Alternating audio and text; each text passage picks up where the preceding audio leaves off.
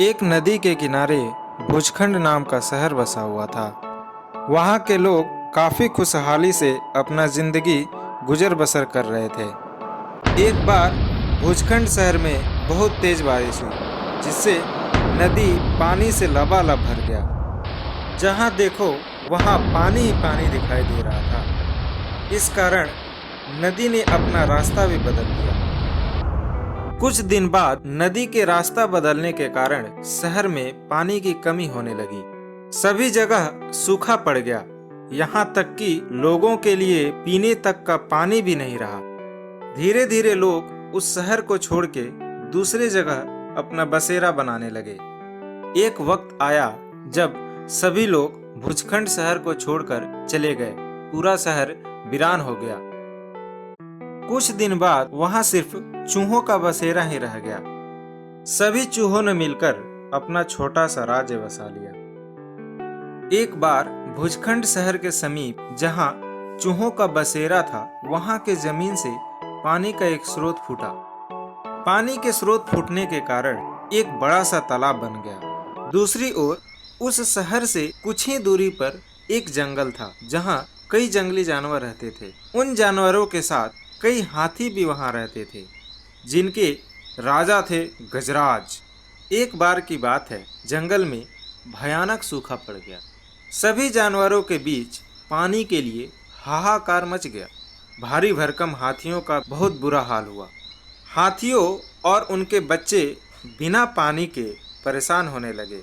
सभी जानवर इस परिस्थिति में बहुत परेशान थे।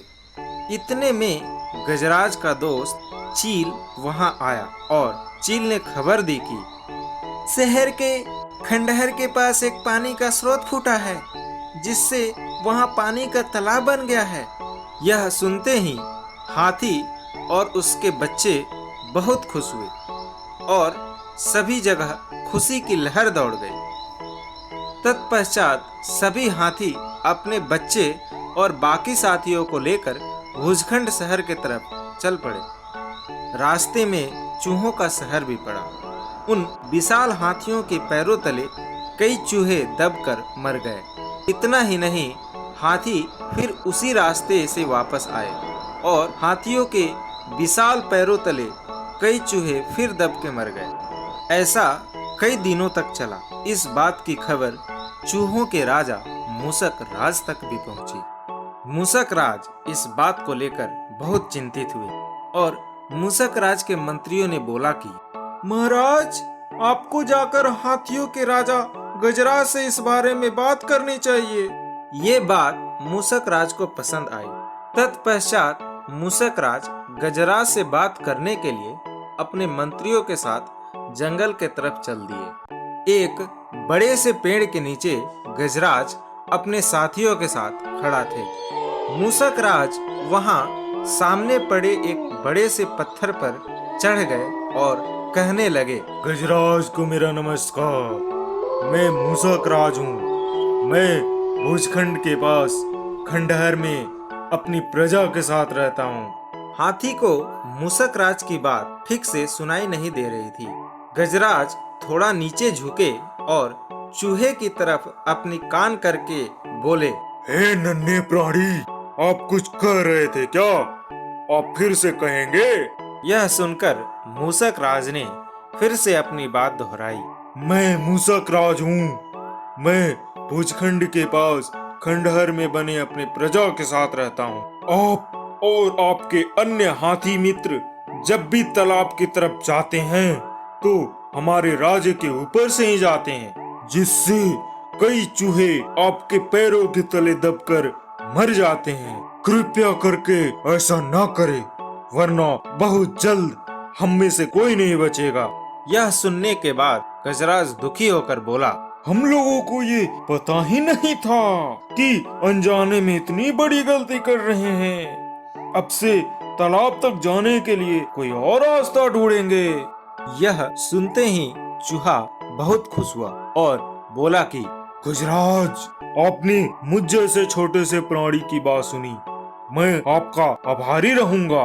भविष्य में कभी भी अगर आपको किसी भी तरह की मदद की जरूरत हो तो मुझे जरूर बताइएगा। गजराज और उसके मंत्री ने मन में सोचा कि यह इतना छोटा सा जीव मेरे किस काम आएंगे। तत्पश्चात हाथियों के राजा गजराज ने चूहे को मुस्कुराकर विदा किया। कुछ दिन तक सब कुछ ठीक चल रहा था। तभी एक बार पड़ोसी देश के राजा ने अपनी सेना को मजबूत करने के लिए हाथी रखने का फैसला किया। राजा के मंत्री और उनकी सेना ने जंगल से कई हाथी पकड़े।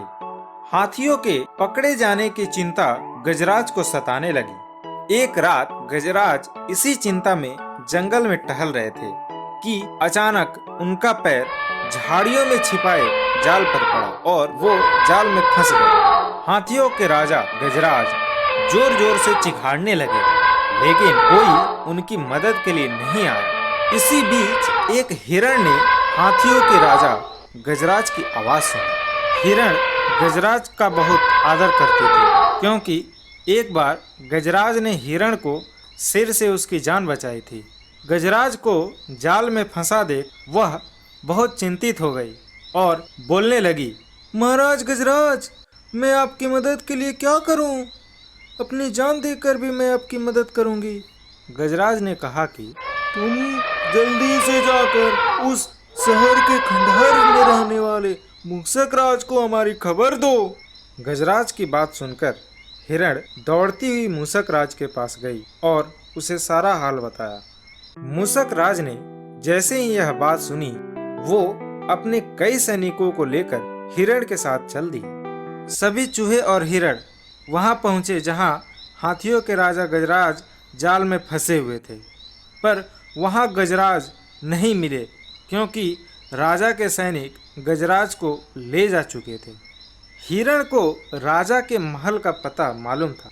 सभी महल के तरफ चल दिए। रास्ते में राजा का बाग था, जहां सभी हाथियों को रखा गया था। सभी पहरेदारों से आंख बचाते हुए मूसक राज और उसके मंत्री हाथियों के पास गए। हाथियों के राजा गजराज ने मूसक राज से बोला, मूसक राज, हम हाथियों को जिस खंबे से बांधा गया है उसके चारों तरफ गड्ढा खोद दो, जिससे खंबा कमजोर पड़ जाएगा। उसके बाद हम सभी अपनी ताकत से खंबे को उखाड़ देंगे। मूसक राज और उसके मंत्रियों ने ऐसा ही किया। सभी हाथियों के खंबे के चारों तरफ गड्ढा खोद दिया। इससे खंबे की मजबूती कम हो गई। सभी हाथी अपनी ताकत से खंबे उखाड़ दिए। तत्पश्चात सभी खुशी खुशी अपने निवास स्थान के तरफ चल पड़े। गजराज और मूसक राज की दोस्ती और भी गहरी हो गई।